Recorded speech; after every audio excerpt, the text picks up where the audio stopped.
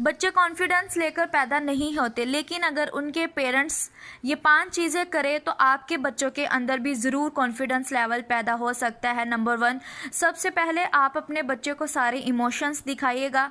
गुस्सा, उदासी, परेशान, डर, जॉय।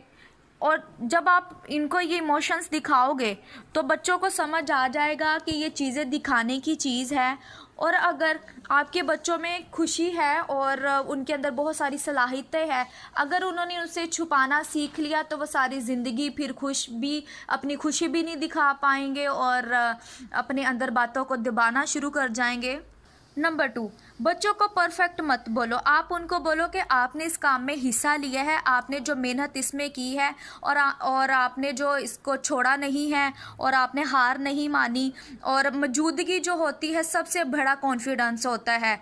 अगर कोई बच्चा, कोई इंसान किसी खेल में मौजूद है तो वो उसकी मौजूदगी ही बताती है कि वो कॉन्फिडेंस है, ना कि उस काम को कर लेना कॉन्फिडेंस होता है। नंबर 3, और अगर आप बच्चों पे गुस्सा करते हैं, चिल्लाते हैं, तो आप चाहते हैं कि वापसी पे भी बच्चा जब आप चाहते हैं कि बच्चा आपके साथ नरम मिजाजी में बात करे, तो फिर तो ऐसा कभी नहीं हो सकता।